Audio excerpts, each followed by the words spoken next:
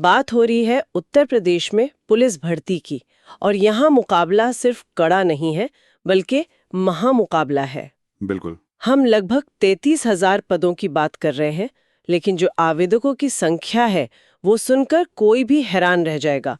चलिए जरा इसमें थोड़ा और गहरा उतरते हैं। हाँ, आंकड़े सच में हैरान करने वाले हैं। मतलब पद हैं 32,679 और इनके लिए आवेदन आए हैं करीब करीब 29 लाख। 29 लाख? जी, इसे ऐसे समझिए कि हर एक सीट के लिए लगभग 88 लोग एक दूसरे से मुकाबला कर रहे हैं। 88 लोग एक सीट के लिए? हाँ, और सबसे जरूरी बात जिसका लाखों उम्मीदवार इंतजार कर रहे थे, वो है परीक्षा की तारीखें।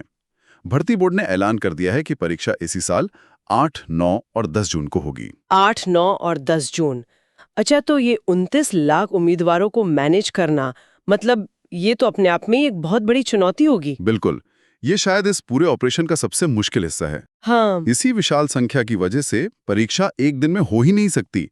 इसको 3 दिनों में फैलाया गया है और हर दिन 2 पालियां होंगी। 2 पालियां मतलब सुबह और शाम की शिफ्ट? जी, सुबह और शाम। इसका मतलब हुआ कि प्रश्न पत्र के कम से कम 6 अलग-अलग सेट बनाने पड़ेंगे। ओहो, तो फिर इसमें वो क्या कहते हैं, नॉर्मलाइजेशन का भी बड़ा रोल होगा? हाँ, वो प्रक्रिया काफी जटिल हो जाती है ताकि किसी भी पाली के उम्मीदवार को कोई फायदा या नुकसान ना हो। सही बात है। और जाहिर है इतने बड़े स्तर पर अफवाहों का बाजार भी गर्म हो जाता होगा। बहुत ज्यादा।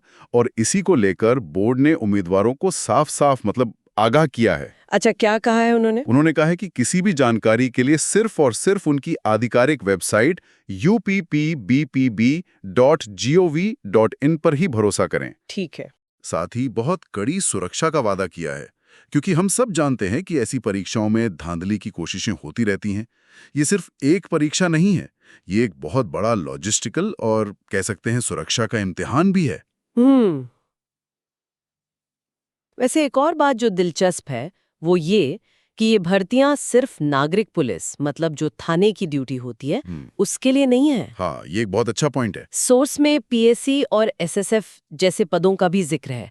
ये क्या है? जी, कई लोगों को यही लगता है कि ये सिर्फ सिपाही की भर्ती है, लेकिन इसमें पीएससी यानी प्रोविंशियल आर्म्ड कांस्टेबलरी के पद भी हैं। अच्छा। ये फोर्स आमतौर पर कानून व्यवस्था की जो गंभीर स्थितियां होती हैं या वीआईपी सुरक्षा, उसमें तैनात होती है। और एसएसएफ? और एसएसएफ यानी स्पेशल सिक्योरिटी फोर्स, ये एक नई फोर्स है। इसे खास तौर पर अदालतों, मेट्रो और हवाई अड्डों जैसी महत्वपूर्ण जगहों की सुरक्षा के लिए बनाया गया है।